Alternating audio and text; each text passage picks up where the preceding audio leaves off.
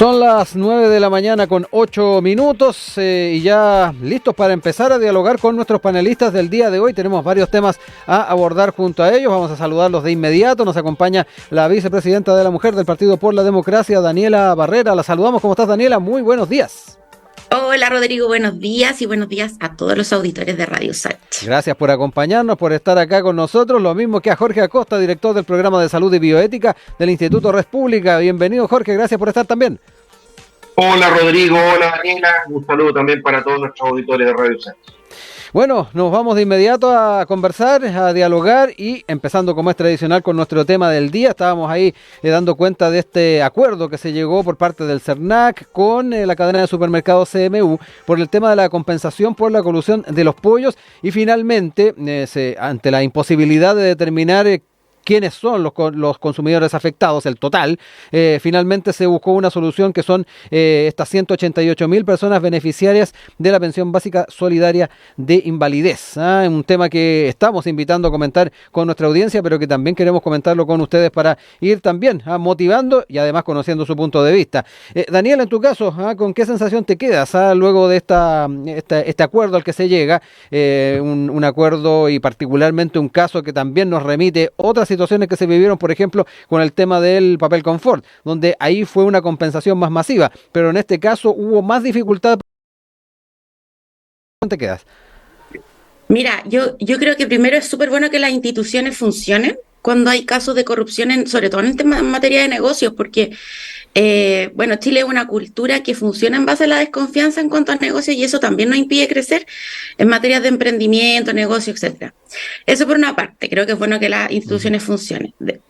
Lo otro, a mí me gustaría que las instituciones como el CERNAC tuvieran más atribuciones, es decir, que no solo funcionaran ante una denuncia, sino que tuvieran una mayor amplitud en cuanto a investigación, identificación de malas prácticas, etcétera. CERNAC con dientes, como se le dijo mucho tiempo. Exactamente. Y tercero, que esto es como mi último punto, yo creo que también la celeridad. O sea, este es un caso de ¿qué año? ¿El 2008? Sí, más o menos. ¿Cuánto ha pasado? La gente ya se lo olvidó. Se le olvidó el tema de los pollos, entonces es como deberíamos buscar una mayor celeridad en este tipo de casos y con que beneficie a las personas de la pensión básica solidaria. Mira, sabes que me parece una buena medida en tanto que las personas de sectores de más bajo ingreso son personas que a veces no tienen para comprar el pan. No tienen 5.000 pesos, no tienen 2.000 pesos para la VIP. Tú ves cómo en los metros de los sectores más populares se pasa la gente. O sea, yo sé que es una mala práctica, pero también es porque no tienen. Entonces, yo creo que es una buena medida y estoy de acuerdo con eso. Jorge, ahora me quedo también contigo. No sé qué percepción también tienes de la resolución que al menos está entregando respecto a este caso. Y también estuve mirando, estabas bien en el año, Daniela, 2008, y particularmente este caso y lo que tiene que ver con esta colusión se dio entre 2008 y 2011. Ahí también bien ubicada en el tiempo, Daniela, respecto a lo que fue este caso. Jorge, te dejo la palabra.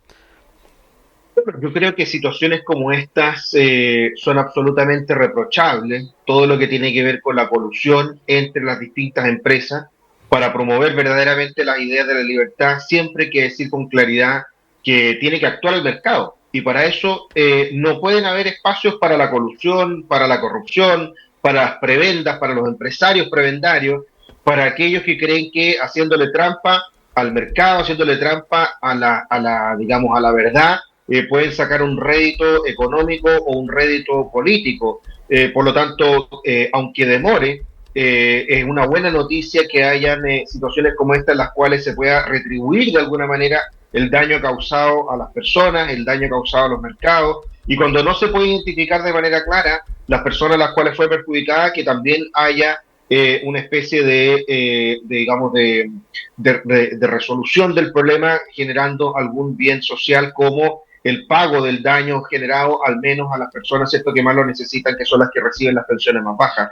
Esto nos tiene que llamar a la reflexión. Necesitamos un mercado cada vez más libre y para eso con cada vez más información para que pueda haber la competencia adecuada, porque cuando existen estas situaciones es porque, entre otras cosas, no hay una apertura de mercado suficiente para que haya competencia y para que donde hayan espacios de mejora lo puedan tomar aquellas otras iniciativas privadas que puedan generar mayor bien para toda la sociedad. Bueno, ahí escuchábamos a Daniela, a Jorge. Nosotros les invitamos a que también puedan comentarnos sus apreciaciones en torno a este acuerdo en @Radio Usach, Instagram, X, y además nuestro WhatsApp, el más 56926 493001. Dicho esto, nos vamos ya con los temas propuestos que queremos también dialogar con ustedes, y me quiero quedar con lo que fue el planteamiento hecho por el presidente Gabriel Boric en el marco del Encuentro Nacional del Comercio. Esto lo celebró la Cámara Nacional de Comercio, estuvo presente el presidente, y en ese marco hizo varios comentarios. Por un lado, una autocrítica a raíz de la crisis de seguridad pública, destacó la necesidad de unir esfuerzos entre el gobierno y la oposición para abordar los desafíos del país, algo que también ha estado haciendo en varias oportunidades el mandatario, y además reconoció la complejidad de la situación de la delincuencia, apuntó a que la confrontación entre el sistema político no resulta útil para afrontar este problema, pero además también hizo una suerte de mea culpa por efectivamente las críticas que se hicieron al gobierno anterior. Mejor ponernos de acuerdo, dijo, afirmó que existe un aprendizaje y planteó trabajar juntos para no debilitar a las autoridades como quizás nosotros en algún momento lo hicimos. Hizo esta declaración en un encuentro con empresarios del comercio, ya lo decíamos, desde donde hizo un llamado a la colaboración. Quiero entrar ya en esta temática, no solamente entrar en esta mea culpa, sino que además tratar de proyectar esta intención, este impulso que se trata de dar a el diálogo y llegar a puntos comunes en un tema fundamental, que es el tema de la seguridad pública, que en estos momentos también es relevante y está moviendo bastante al Ejecutivo. Daniela, me quedo contigo para empezar. No sé cómo también tomas estas palabras, los planteamientos hechos por el presidente y esta insistencia además que está teniendo en torno a la necesidad de unir esfuerzos entre gobierno y oposición. Mira, lo tomo bien. Yo creo que Apruebo Dignidad es una coalición que está recién entrando en un gobierno, o sea, es decir, no tenían la experiencia que tiene el socialismo democrático, por ejemplo, o Chile Vamos, ya estando, y creo que se han dado cuenta dentro de eso. Tú debes saber que al principio el PPD entramos un poquito amigos, sí, pero no tanto, pero ahora ya hemos colaborado más, han habido acuerdos. Yo creo que empezaron a entender que esto de estar en el gobierno tiene que ver con negociaciones, con juntar voluntades, pero principalmente con un propósito común, que es que el país esté mejor. Así que me parece que haya bien un acto de conciencia, un acto de humildad, de decir, quizás nos equivocamos al principio en criticar, en juzgar, porque ser gobierno es ser responsable, más que juzgar. Creo que por ahí hay un punto que me parece bien hacerlo, ¿ya?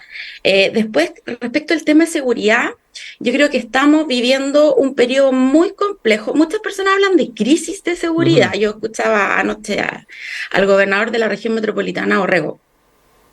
Yo no sé si es una crisis. Yo creo que los países van mutando, van cambiando. Nosotros tuvimos una migración que cambian los factores de la seguridad, pero también me sorprendió harto el otro día unas declaraciones del ex senador Arboe, en donde él decía que nosotros requerimos evaluar la seguridad en cuanto a los distintos factores que la componen. Por ejemplo, él decía, los homicidios en Chile, el 70% están ejecutados por chilenos. Entonces, ahí tú no tienes un factor directo, o sea, no es la mayoría de los extranjeros, no es que los extranjeros sean el foco de los homicidios en Chile, sino que hay un sector. Entonces, claro, esto se vincula con la migración además. Entonces, él decía, nosotros tenemos que ser capaces de usar inteligencia en seguridad, ahora que tenemos el tema de las tecnologías, de la inteligencia artificial, del reconocimiento facial, hacer una mesa de trabajo en donde se escuche a las policías especializadas que saben de esto, hacer un trabajo conjunto con carabineros, con la PDI, pero también con nuestras fuerzas militares, que no tiene por qué escandalizarnos, que tiene que ser un trabajo conjunto para que nosotros podamos darle seguridad al país, que es un derecho. Es un derecho la seguridad.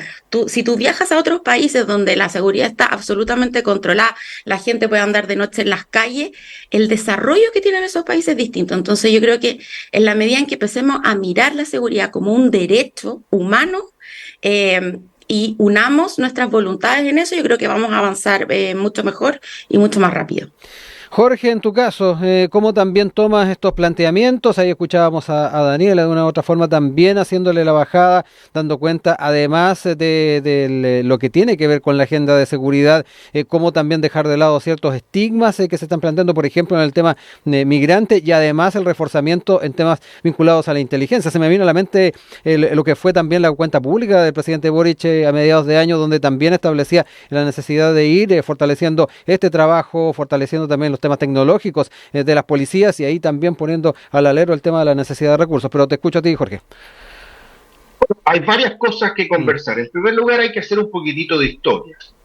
¿De qué estamos hablando cuando estamos hablando del rol de la oposición? Estamos hablando de una oposición que fue profundamente desleal. No solamente desleal con el gobierno, sino que fue desleal con la democracia. Si tuvimos una oposición que hizo 2 acusaciones constitucionales contra el presidente de la República sin ningún fundamento. Tuvimos un candidato presidencial, el entonces diputado Gabriel Boric, que apuntaba con su dedo a la Cámara en medio de un debate presidencial, diciéndole al entonces presidente Piñera, está avisado, lo vamos a perseguir.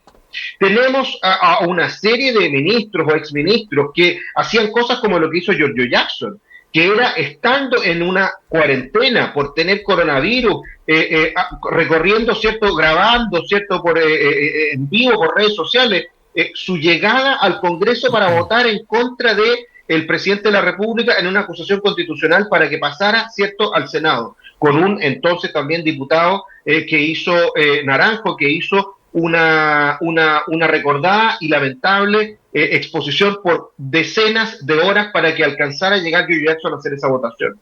Tuvimos también una serie de acusaciones constitucionales absolutamente infundadas, como por ejemplo la que le hicieron al exministro Chadwick, cuando, incluso habiendo renunciado, se dijo que era culpable de violaciones sistemáticas a los derechos humanos. Nunca hubo violaciones sistemáticas a los derechos humanos, y hoy día le piden a Chadwick que vaya a La Moneda a darle sus consejos a seguridad. Por lo tanto, aquí no estamos hablando simplemente de que hubo errores de juventud, de que hubo palabras desproporcionadas, de que hubo, digamos, una oposición dura. Es que no hubo una oposición dura, hubo una oposición desleal con la democracia. ¿Cómo no va a ser desleal con la democracia cuando tenemos a un expresidente del Partido Comunista como Guillermo Tellier, quien falleció lamentablemente este año, que un día después del 18 de octubre, en la mañana del sábado 19 de octubre, estaba pidiendo la renuncia del presidente de la República? ¿Cómo no vamos a tener un entonces presidente del Senado, el actual presidente del Partido por la Democracia, ¿cierto?, el senador Quintana, diciendo que estábamos frente a un parlamentarismo de facto y que por lo tanto el Ejecutivo tenía que reconocer que el que mandaba y ponía las reglas ahora era el Parlamento? ¿Cómo no íbamos a estar en una situación crítica y dramática cuando todos los partidos de la oposición, desde la Democracia Cristiana al Partido Comunista, suscribían una carta, ¿cierto?, pública, donde decían que de facto se estaba imponiendo un proceso constituyente en el país, luego de las dramáticas semanas que vivimos de violencia desmedida en las calles? Por lo tanto, aquí estamos hablando de que se necesita una reflexión muchísimo más profunda que la que está haciendo el presidente un día en la mañana porque se le ocurrió hablar a la pasada en un seminario frente a los empresarios. Aquí lo que se necesita es una verdadera corrección democrática, una rectificación democrática, que el presidente, sus partidos, sus ministros hagan una reflexión profunda y le pidan perdón a la ciudadanía por haber hecho todo lo posible por desestabilizar la democracia. Una crítica porque el presidente anda en bicicleta a las 10 de la mañana en vez de estar trabajando, o porque el presidente se dedica a ver partidos de fútbol o de cualquier cosa en los Panamericanos, es una crítica política válida, pero no es desestabilizar la democracia, porque hoy día nos dicen que por ahora, ¿cierto?, quieren votar en contra, y por ahora, ¿cierto?, no existe una posibilidad de un tercer proceso constituyente, pero solo por hoy, como dice la declaración. ¿Pero de qué estamos hablando? De lo que dijo Stingo el otro día en su programa, de que van a pensar en el futuro hacer de nuevo un estallido social, hacer de nuevo una desestabilización del país para poder lograr tener un cambio constitucional como verdaderamente lo quieren. Entonces estamos hablando de un tema muy importante, muy relevante en la historia reciente nacional, que requiere una reflexión profunda. ¿Para qué? Para que si verdaderamente el presidente quiere hacer un cambio significativo, haga una rectificación democrática y no simplemente una sesión táctica. Porque así se ve, como una sesión táctica, para la foto, para poder tratar de terminar el gobierno, porque le quedan 2 años todavía, quiere tratar de mostrar algún avance. Pero si de verdad quiere resolver el problema de fondo a los chilenos y quiere hacer una reflexión política profunda, entonces tiene que dar señales de aquello y luego, sin duda, se podrá avanzar a paso firme para poder resolver los problemas de seguridad, que son un hecho, y podemos conversar de eso después, y que no es solamente una crisis aparente, sino que es una crisis real, y también los problemas de salud, que decir la situación gravísima en la que está el financiamiento, ¿cierto?, del sistema privado, de las clínicas, y también de lo que va a ser después el sistema público, que lamentablemente tiene la lista de espera más alta en la historia desde que hay registro. Daniela, varias cosas. Por un lado está el abordaje que hace Jorge de el tema de los mea culpa. Ahí también trajo a colación varias acciones que se llevaron adelante por distintos personeros de los sectores que actualmente están en el gobierno. Y por otro lado también está el tema de la interpretación que se hace a estos gestos que de una u otra forma hace el presidente. Ahí Jorge utilizaba el término de sesión estratégica a la hora de pensar en este suerte de media culpa que hizo el propio presidente. Varias cosas, te dejo la palabra. O sea, mira, yo creo que primero hay que hacer un poquitito de historia. Este no es el segundo proceso constituyente, es el tercero. El primero empezó la iniciativa con la presidenta Bachelet y en el gobierno de Sebastián Piñera eso se guardó en un cajón y no se dio la oportunidad a Chile de lo que nosotros estamos demandando, en verdad, que es una constitución que se trabaje en democracia, no impuesta.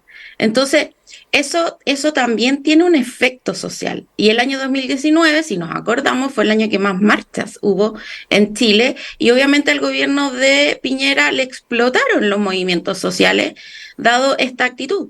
Entonces, yo creo que como que no podemos partir de una tabla rasa, o sea, no estamos en un momento cero, estamos en un momento con historia, con demandas sociales, un momento en el que también podemos ver un fenómeno en que la juventud o las personas más jóvenes, los liderazgos políticos más jóvenes, llegaron al poder y llegaron al poder democráticamente y sustentado por la votación de las personas porque confiaron, porque quieren algo distinto.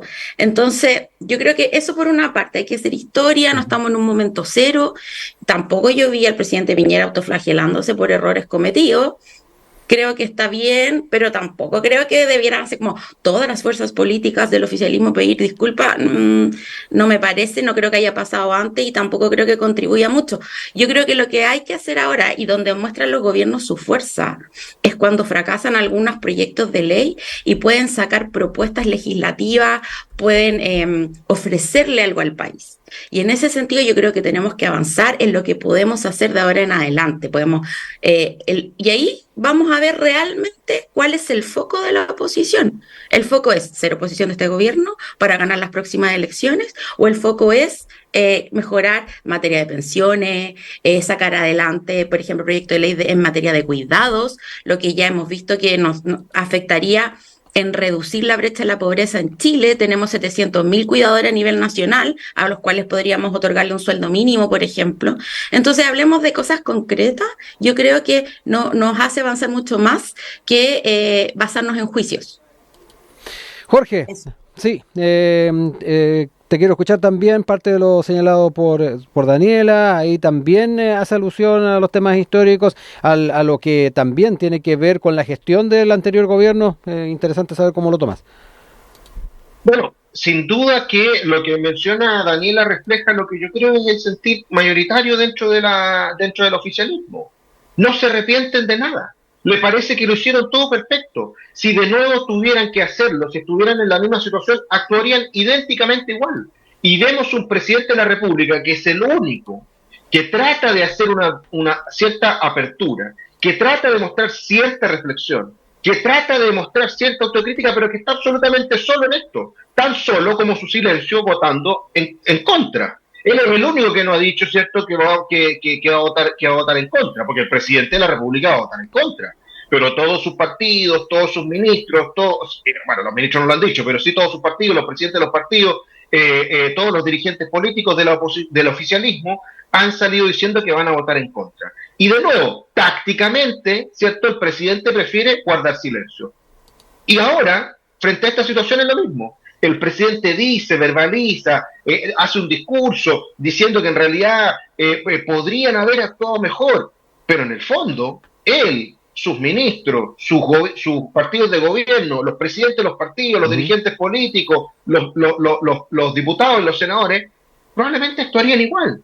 Y eso es un problema gravísimo, porque entonces si la oposición cree que el arrepentimiento del presidente es sincero, bueno, va a cometer un error de marca mayor, porque aquí simplemente lo que estamos viendo es una adecuación frente a las situaciones. Si no olvidemos que era el propio Giorgio Jackson que decía que lo que querían era aprobar la propuesta constitucional de la convención para ejercer verdaderamente su programa de gobierno.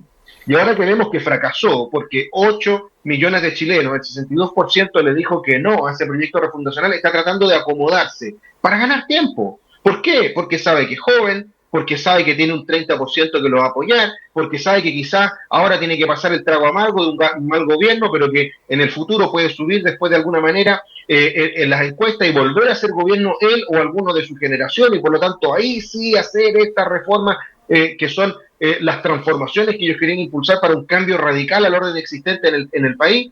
Entonces, cuando a mí me dicen esta es una reflexión profunda, no les creo, porque la verdad es que no están solamente saliendo de las declaraciones, y si digamos, la posición va a ser la que menciona Daniela, en realidad matizar y decir que en realidad no se hizo tan mal, hay que actuar en consecuencia, y lo que hay que hacer es decirle a la ciudadanía a la cara cuáles son las posiciones que tiene cada uno y cuáles son las posiciones que ha de defender. Yo creo que simplemente lo que están haciendo es ganar tiempo. Daniela, te dejo espacio para cerrar el tema. Ahí también se hicieron hartas alusiones a lo que es tu sector. Te dejo la palabra. Mira, yo creo que la política es cíclica y ya creo que aquí que en el fondo es como no le tires piedra a tu vecino si tienes tejado de vidrio. Porque en el fondo todos los partidos políticos han pasado por crisis, por problemas. Si revisamos hacia atrás casos de corrupción, todos tienen. Entonces, yo creo que este periodo ha sido especialmente duro con Apruebo Dignidad, especialmente duro. Y yo creo que de eso van a aprender y van a sacar varias lecciones políticas. Yo que soy PPD, hemos pasado por varios baches, y eso nos ha pegado muy fuerte a los nuevos liderazgos políticos, porque es difícil relevantar un partido, encantar gente en la política para que trabajen. Entonces yo no haría leña del árbol caído, sino que me preocuparía, sí, y a mí me importa mucho que se armen nuevos equipos en materias como seguridad, como educación, que es el tema que vamos a ver después, que en lo que queda del gobierno tengamos algo importante que ofrecerle a este país. En eso me concentraría. Jorge, también brevemente para cerrar el tema, te dejo el último tiempo. Bueno, solamente insistir que este es un problema político mayor. Este no es simplemente un problema táctico, es un problema estratégico. ¿Qué es lo que quiere plantear el presidente de aquí a los próximos 2 años y 3 meses de gobierno? Porque el tiempo pasa, porque sabe que no tiene mayoría en el Congreso, porque sabe que hoy día pasar una ley en el Senado es absolutamente difícil. Pero incluso cuando los propios senadores de oposición se organizan para tratar de resolver un problema, como lo insisto, el gravísimo problema que se está viviendo en salud, no solamente por las absolutamente indignas listas de espera que están sufriendo millones de chilenos, no solamente porque tenemos 40.000 chilenos que mueren estando en una lista de espera, 1 de cada 3 pacientes que mueren están en una lista de espera, no solamente por la crisis brutal que están viviendo también muchos pacientes del sistema de financiamiento privado, que tienen la incertidumbre que no va a saber si su cáncer, si su patología en el QIES va a poder seguir tratándose. Cuando se hace el esfuerzo desde el Senado de hacer un acuerdo, ¿qué pasa? Se impone de nuevo esta visión ideológica radical del segundo piso, liderado por el exdiputado Crispi, que dice no, aquí hay que extremar las contradicciones y cumplir el programa de gobierno, que es erradicar del mapa de la seguridad social a las ISAPRES, como dijera el director de FONASA, Camilo Silva. ¿Y qué es lo que termina generando? Termina generando una situación en la cual va a colapsar completamente el sistema privado y a la rastra se va a llevar un colapso al sistema público. Porque cuando ya hay casi 3 millones de chilenos que están en espera en el sistema estatal, ¿qué creen que va a pasar cuando lleguen otros 3 millones nuevos del sistema privado? Eso demuestra un botón. O por ejemplo en seguridad. Lo que vemos en seguridad es que la gran discusión en seguridad es si Camila Vallejos va a hablar o no va a hablar.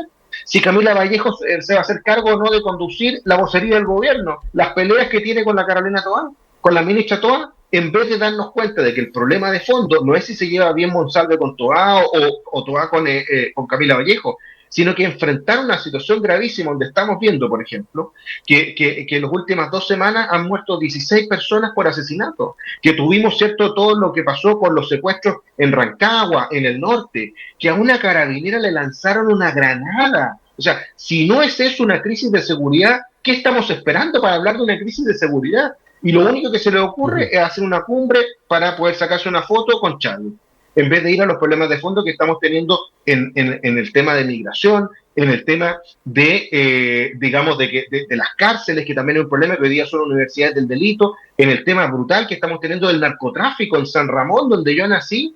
Se tomaron una calle para hacer un funeral narco y el alcalde pedía a gritos que pudieran hacer algo porque no tenía posibilidades de recuperar el espacio público. Y lo único que están esperando es que termine el tiempo para poder recuperar el espacio público. De eso es lo que estamos hablando, una crisis de seguridad brutal y el gobierno más preocupado de las relaciones interpersonales entre sus ministros y sus secretarios. 9 de la mañana con 40 minutos, retomamos nuestro panel del día de hoy, seguimos dialogando junto a Jorge Acosta, director del Programa de Salud y Bioética del Instituto Res Pública, y con Daniela Barrera, vicepresidenta de la Mujer del Partido por la Democracia.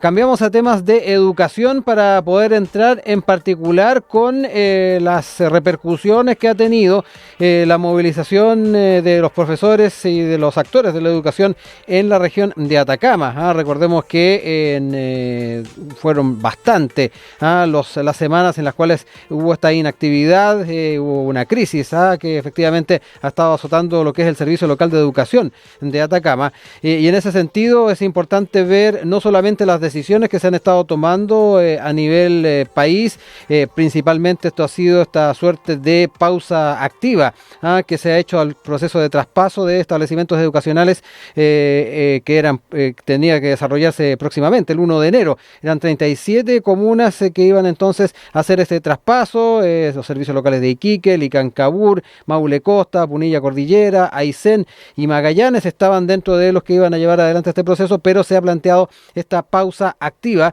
Esto a la luz de las repercusiones, como decíamos, que ha tenido este caso en Atacama, pero además en las últimas horas también supimos de lo que fue la salida del director de Educación Pública, Jaime Beas, de su cargo. En definitiva, muchos apuntan a que estas situaciones que se vivieron en Atacama ha sido una de las razones de peso, pero por otro lado también está la forma en que ha sido evaluada esta tarea de traspaso a los servicios locales de educación. Quiero entrar en esta temática junto a ustedes y parto contigo, Jorge, para ir no solamente evaluando la gestión que se está haciendo en este ámbito de educación pública, sino que además los pasos que se están tratando de dar. Por un lado está esta pausa activa de la que hablaba, pero además está estos cambios que se están haciendo a nivel de servicio, de lo que es la Dirección de Educación Pública. El otro día escuchaba una reflexión muy interesante, que cada vez que se planteaba una reforma, habían algunos que después de que se hacía la reforma decían, miren, ven, no pasó nada. Vamos a hacer una reforma tributaria, algunos decían que eso iba a hacer que la economía se frenara, y resulta que se hacía la reforma tributaria o el royalty o lo que sea, y no pasaba nada. O se hacía la reforma a la educación, todos decían que iba a ser un desastre, y finalmente funcionaba todo. Bueno, resulta que ha pasado el tiempo y estamos viendo los frutos de malas reformas para el país. Después de la reforma tributaria de la presidenta Bachelet y del ministro Arenas, el país dejó de crecer, dejó de tener las tasas de crecimiento de inversión, entre otras cosas porque se redujeron incentivos a la inversión como el tan vilipendiado FUT, que lo que hacía era que las empresas pudieran reinvertir los ingresos que tenían de manera tal que pudieran crear más crecimiento. Y el país está estancado en una mediocridad tan importante que el ministro de Hacienda, el ministro Marcel, llega a celebrar que ojalá lleguemos al 0% de crecimiento, o sea, no crecer nada. Tú ya mencionabas en la mañana el tema del desempleo. Uh-huh. En segundo lugar, el tema de la educación. ¿Cuántas veces salieron en ese entonces dirigentes estudiantiles, Boris, Jackson, Vallejo, Camilo Ballesteros, Carlos Cariola, a decir que el gran problema que tenía Chile, ¿cierto?, era el copago, era la selección, era poder tener gratuidad en la educación superior, era terminar, ¿cierto?, con el CAE. Eso eran los grandes problemas de la educación en Chile. Y resulta que tuvimos al ministro de Educación, el ministro Cataldo, hace un par de semanas diciendo en la televisión que en realidad la educación hoy día era peor que hace 20 años. O sea, después de que se aplicaron todas y cada una de las reformas que ellos dijeron que venían a resolver el problema sangrante, ¿cierto?, de la educación chilena, estamos viendo que la educación está peor, está muchísimo peor. Y los que están pagando el pato son generaciones completas de niños que primero tuvieron profesores muchas veces de mala calidad porque no han salido de una evaluación como corresponde. Segundo, han tenido situaciones brutalmente indignas en las cuales han tenido que estar estudiando, como han relatado, el mal mantenimiento de muchos de los colegios. Tercero, han tenido, ¿cierto?, todo lo que significó la suspensión de clases producto del COVID, también por una oposición en su tiempo irresponsable que decía que lo que había que era hacer casi que una especie como de blackout, ¿ah?, de cierre completo, ¿ah?, de llevar todo a cero. No olvidemos que la en ese entonces presidenta del Colegio Médico, Iquiasiche, proponía como gran respuesta, ¿cierto?, al problema del COVID, el cierre completo de todo tipo de actividad. Y hoy día estamos viendo los efectos dañinos que eso tuvo, no solamente en la economía, sino que en la formación de tantos niños que tienen verdaderas lagunas educativas que quizás nunca van a poder enmendar y resolver. Por lo tanto, la irresponsabilidad brutal de toda esta generación política hoy día no se la pueden cobrar al 15º funcionario. O sea, decir que el problema de la situación hoy día de la educación, producto del error que fue este cambio al sistema de los SLEP, ¿cierto?, los sistemas locales de educación pública, se lo puede cargar, ¿cierto?, al director de educación pública. O sea, evidentemente no. Si los que inventaron estas políticas, los que promovieron esta política cuando estaban en el gobierno de la presidenta Bachelet, era el propio Cataldo, Crispi, Boric, Vallejo, Jackson y Cariola. Ellos son los culpables de la situación actual.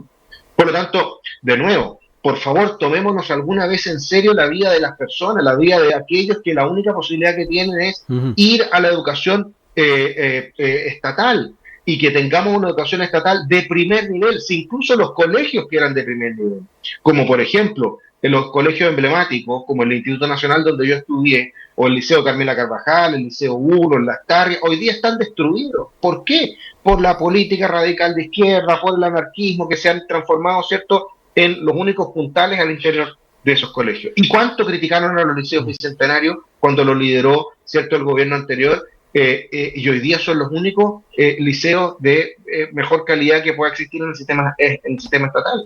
Por lo tanto, yo creo que hay que hacer una reflexión profunda también en este tema y tomar las medidas adecuadas para volver a poner a la educación de pie.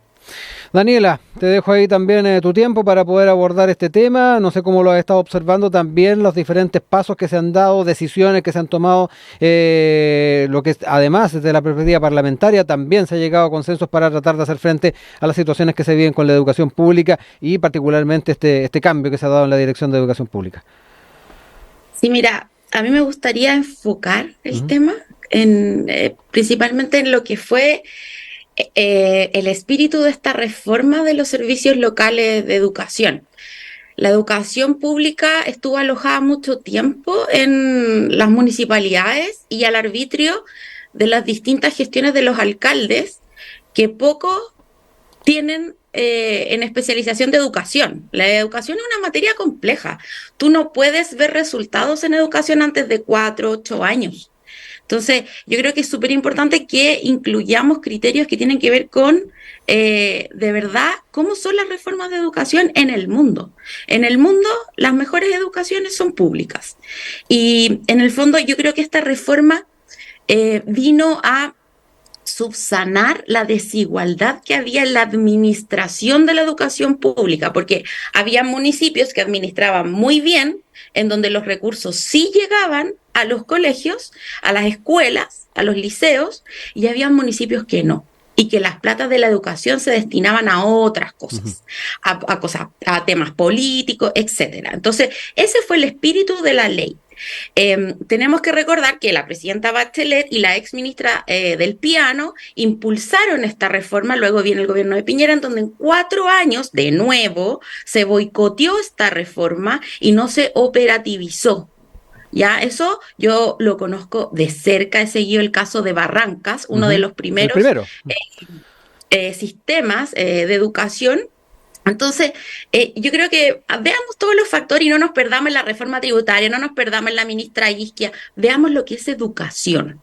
Ya, ese fue el espíritu. ¿Qué ha pasado? Tuvimos un gobierno de 4 años que no implementó la reforma y y en un periodo muy corto queremos tener resultados. Eso no pasa en educación. Eso hay que consultar a un especialista en educación que te va a decir, en 4, 8 años vas a tener resultados.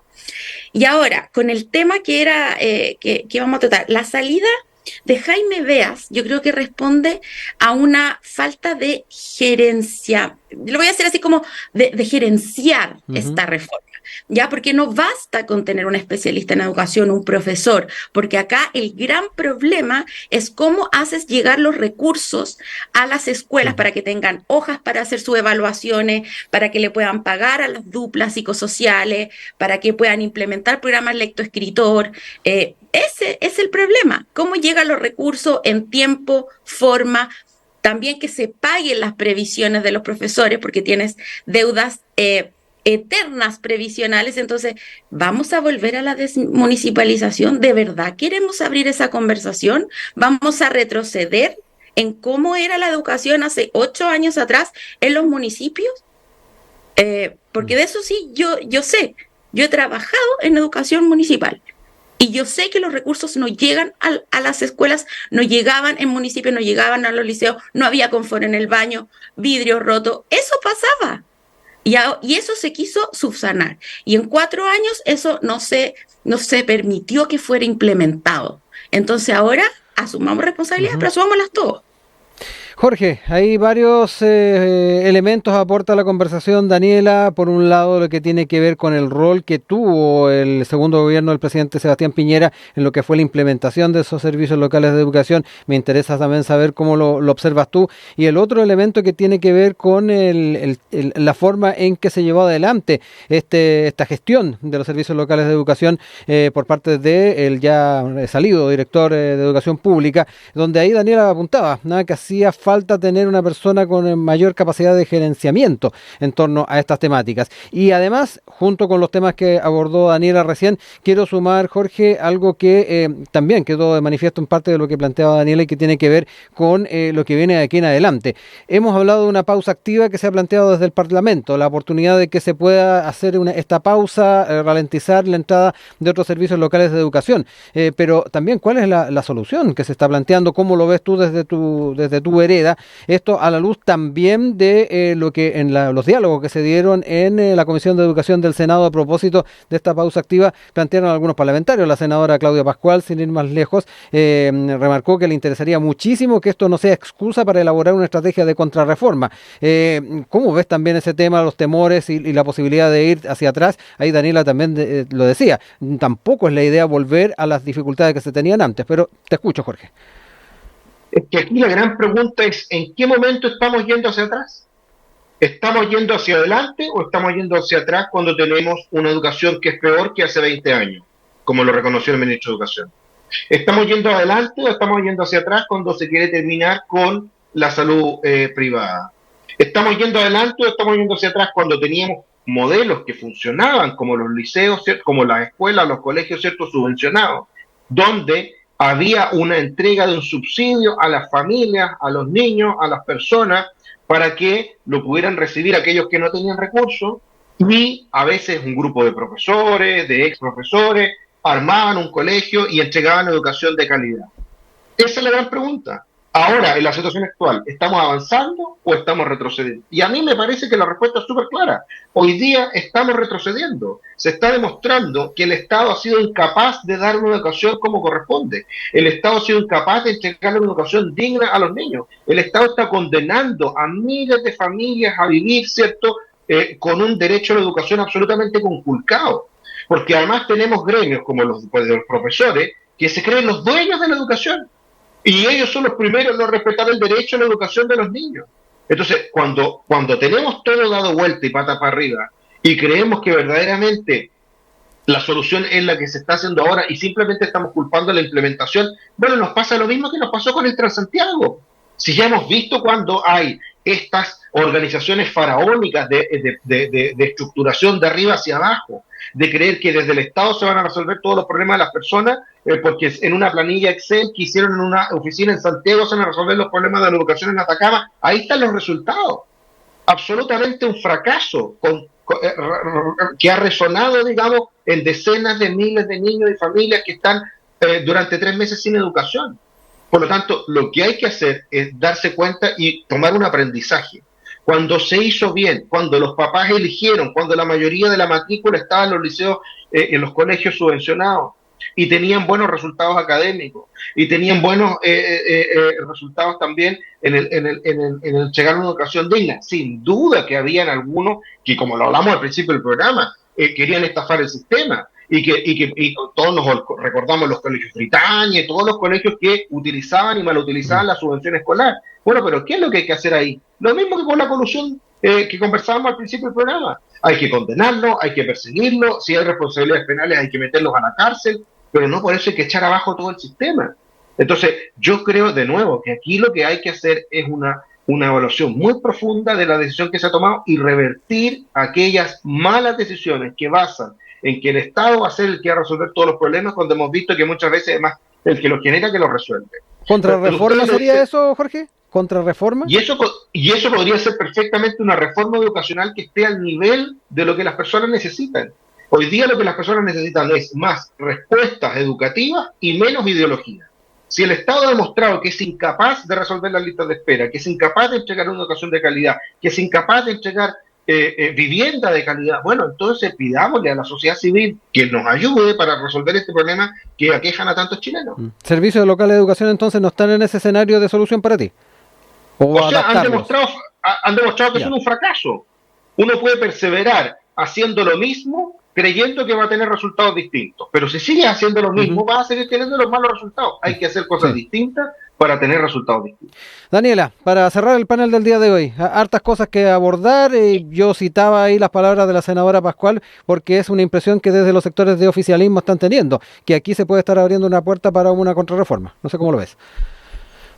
Mira, primero recordar que en los servicios locales de educación hay instaladas autoridades aún del gobierno de Piñera, ya muchas. Entonces también veamos qué responsabilidades han tenido ellos en que esta reforma no funcione. ¿Ya? Segundo, empezaría a escuchar no tanto el diario, no tanto, sí, está bien los senadores que opinen, que se metan, pero escuchemos a los expertos en educación. Acá, por ejemplo, para mí un referente es la exministra del Piano. Es una persona que sabe dónde están los factores que afectan la educación. Una es la administración, 100%. O sea, por ejemplo, sabemos que la lectoescritura es uno de los factores que levanta los índices de educación, porque un niño que no entiende lo que lee no entiende nada. Entonces, respecto de eso, si la administración no es buena, no se puede implementar ese programa de lectoescritura en los niños en el momento que hay que implementarlo, que es la educación inicial. Entonces, administración, buenos liderazgos, y a través de la alta dirección pública están llegando buenos liderazgos a las escuelas públicas. Yo creo que acá es un tema que tiene que ver en los servicios intermedios. Yo creo que el servicio local de educación es una buena propuesta, es una buena idea, está planteado por expertos en educación que conocen experiencias internacionales. ¿Dónde hemos fallado nosotros? En implementar. Por eso que viene la salida de Jaime Beas y entra Rodrigo Egaña. Rodrigo Egaña, ingeniero de la Universidad Católica. En la Universidad Católica las escuelas de ingeniería y educación funcionan más o menos juntas, son multidisciplinarias. Acá necesitamos un esfuerzo de buenos profesionales, ¿ya? Y en el fondo que los gustitos de los políticos no sean trabar las reformas de educación porque queremos volver a que los alcaldes administren el presupuesto en educación. Eso es la pelea chica. Yo creo que acá hay una visión distinta de educación. Y eso es por lo que tenemos que apostar. Son las 9:59, se nos acaba el tiempo. Yo quiero agradecer a Jorge Acosta, a Daniela Barrera, que nos acompañaron esta mañana en nuestro panel. Un abrazo grande a ambos, nos estamos reencontrando a futuro. Gracias. Chao, chao. Chao, Rodrigo. Chao, chao.